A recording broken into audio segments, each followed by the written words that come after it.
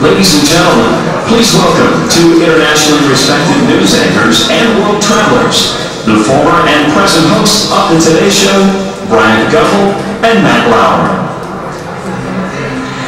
Thank you.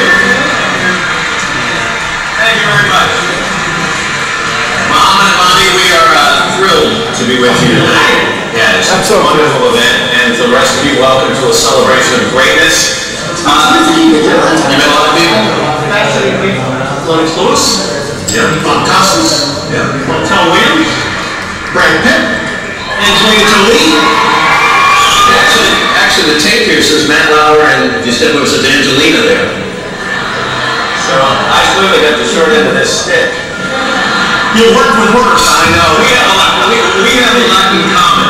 Obviously, the Today Show is something we have in common. We're best friends away from TV, but also over the years, the 15 years that I've known Bryant, we have talked on a number of occasions about our deep respect and admiration for Muhammad Ali. So it is a pleasure to be with you this evening. Tonight we're going to take a journey along the path of prominence that a boisterous, lanky kid from Louisville embarked upon 4 decades ago. It was a path that took him around the world and made him one of the most celebrated men on earth. A path where he found fame and fortune, experienced heartache, and uncovered truths about the meaning of happiness, wisdom, and the power of love. A path that brought him back home to Louisville tonight to celebrate the fulfillment of a dream, the opening of the Muhammad Ali Center. I told you how much better your eyes are than mine. More than a library or a museum, the Ali Center is designed to help each of us tap into our potential for greatness and discover just how we can help shape the world. Who could have imagined 40 years ago that the loud kid from Louisville, yes you were, would become the man behind the creation of a place intended to help others find their voice? Or that his life would become an inspirational roadmap for succeeding against the odds?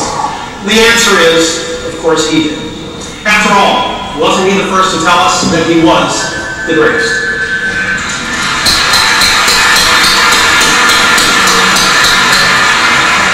Tonight we're going to give you a glimpse into the values and ideals that shaped Ali's life, and which will form the basis for your experience at the center. Like the center, our program this evening will be a multimedia presentation reflective of the man, his beliefs, and the people around the world that he loves so dearly. Dignitaries representing more than 30 states in this country, a dozen countries on 5 continents around the world are with us tonight. And we thank them and the people of Louisville, by the way, for sharing. I should say Louisville, the people from Louisville, for sharing the historic evening with us and for carrying the torch for the Ali Center. It's been Muhammad and Lonnie's dream for a long time. They've worked with determination to make it a reality. And if there's one thing that Ali's life teaches us, it's that dreams and dedication are a powerful combination.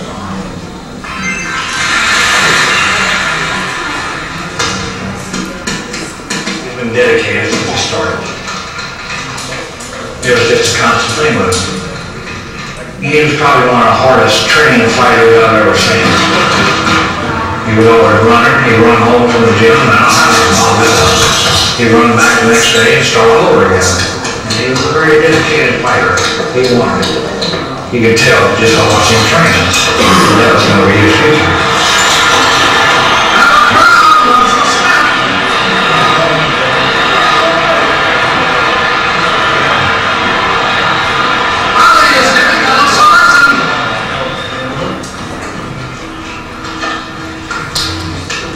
There were 2 things he said he was going to do. One, he was going to win a gold medal in rugby, and the other one, he was going to be heavyweight champion of the world. He loved to work. And he did not play. And he was deadly doggone serious about this stuff. And the intensity he brought to his learning his craft. He studied here with a great life. And he knows the little details, the small things he would do. He tried to work with it.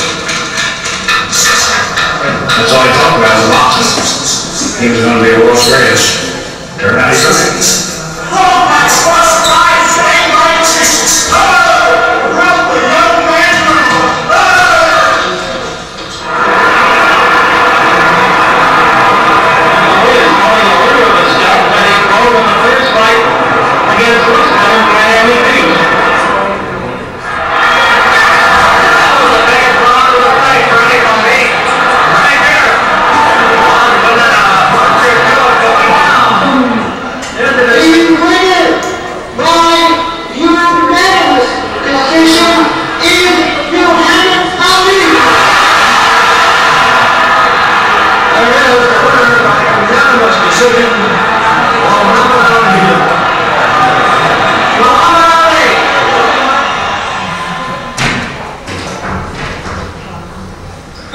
Please welcome a highly respected journalist and one of America's new young leaders, Tavis Smiley.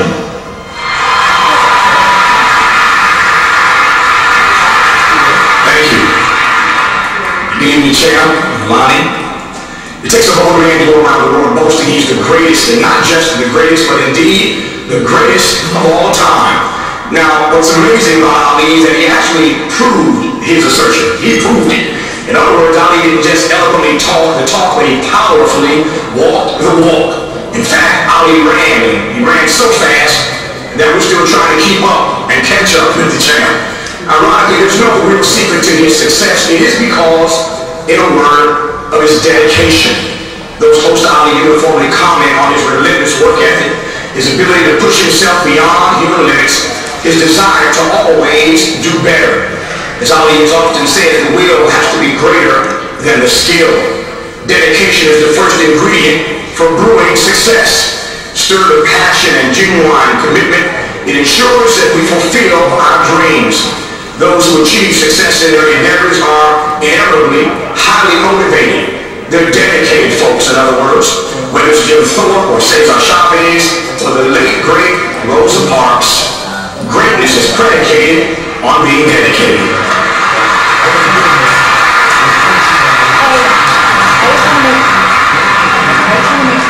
It kind of sounds like Ali. Greatness is predicated on being dedicated. However, Ali exemplified another aspect of dedication. Early on, he realized that one's life is only important if it serves a greater collective. Ali's dedication to boxing was only matched by his commitment to helping others see their greatness. His dedication to humanity ultimately exceeded his achievements in the ring. Ali has become one with the African proverb, I am because we are.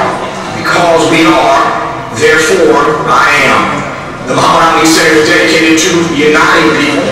Instead of creating more dots, the center seeks to connect the dots.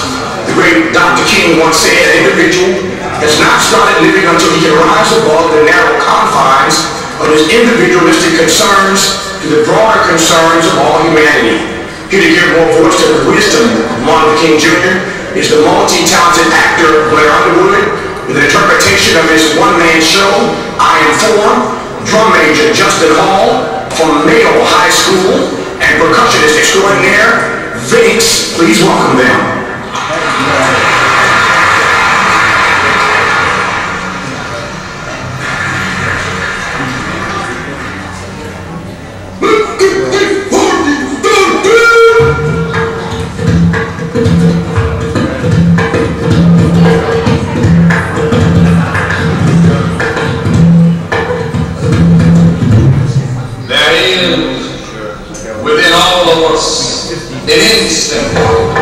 It's a kind of drum major instinct, a desire to be up front, a desire to lead the parade, a desire to be first.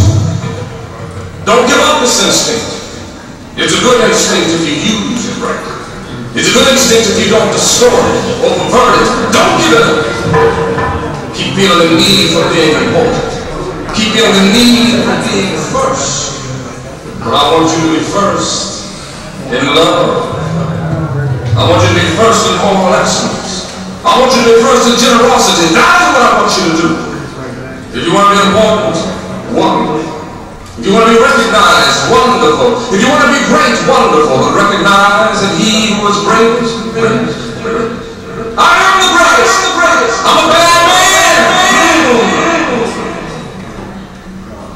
He who is greatest among you shall be your servant. Now, that's a new definition of greatness. It means that everybody can be great because everybody can serve. You don't have to have a college degree.